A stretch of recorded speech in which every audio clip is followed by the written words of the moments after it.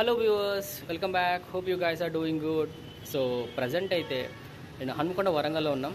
So ఇక్కడ present నడుస్తున్న చిన్న టాపిక్ న్యూస్లో వచ్చింది ఏంటిదంటే, పెద్ద ట్రెండ్ అవ్వట్లేదు, బట్ కొందరు ఒక group of people are demanding for the separate demand ఏంటిదంటే, వరంగల్ హన్మకొండగా సపరేట్గా ఉన్న ఈ టూ డిస్ట్రిక్ట్స్ని మర్జ్ చేసి కలిపేసి ఓరుగల్లుగా పిలవాలని చెప్పేసి న్యూ డిస్ట్రిక్ట్గా ఫామ్ చేయాలని చెప్పేసి డిమాండ్ చేస్తున్నారు కొందరు గవర్నమెంట్ ఎంప్లాయీస్, అలాగే కొందరు senior citizens.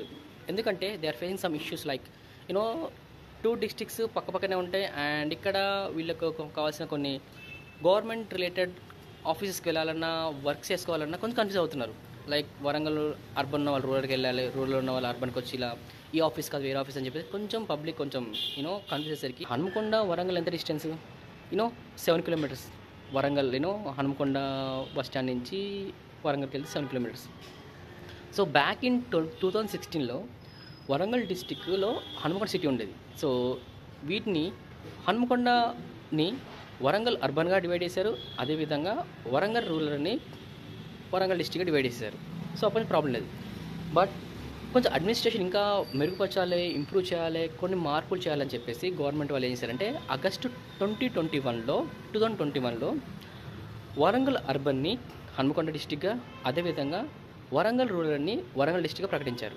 So few years back నాకు తెలిసినంత వరకు అయితే నా స్కూల్ డేస్లో, కాలేజ్ డేస్లో వరంగల్ డిస్టిక్ ఉండేది, హన్మకొండ సిటీగా ఉండేది. సో ఈ టూ సపరేట్ డిస్టిక్ చేసేసరికి ఇప్పుడు పబ్లిక్ వాళ్ళు కలెక్టర్ ఆఫీస్కి వెళ్ళాలన్నా, లేకుంటే ఏమైనా గవర్నమెంట్ ఆఫీసెస్కి వెళ్ళాలన్నా, మున్సిపల్ ఆఫీస్కి వెళ్ళాలన్నా, వీళ్ళు వర్క్స్ కోసం వెళ్ళాలంటే కొంచెం కన్ఫ్యూజ్ అవుతున్నారంట. సో అదేవిధంగా ఈ ప్రాబ్లం కన్ఫ్యూజ్ అవ్వకుండా ఎందుకు టూ సపరేట్ డిస్టిక్ ఉండటం, కలిపేసి ఓరుగల్గా పిలవచ్చు కాదని చెప్పేసి కొందరు సీనియర్ సిటిజన్స్, అలాగే government employees, retired government employees suggest చేస్తున్నారంట, వాళ్ళు డిమాండ్ చేస్తున్నారంట. సో రీసెంట్ ఈ న్యూస్లో విన్నాక ఒక షాక్, నిజమే పర్లేదు అంటే గవర్నమెంట్ ఎంతవరకు వాళ్ళ అప్పీల్ని యాక్సెప్ట్ తెలియదు కానీ, బట్ ఓరుగల్లు నేమ్ అనేది మళ్ళీ ఒకప్పుడు కాకతీయ కాలంలో ఉన్నప్పుడు, కింగ్డమ్ రాజు కాలం ఉన్నప్పుడు ఓరుగల్లు అనేది పిలిచారు, బట్ ఇప్పుడు అలా పిలవాలంటే కొంచెం కష్టం అవుతుంది.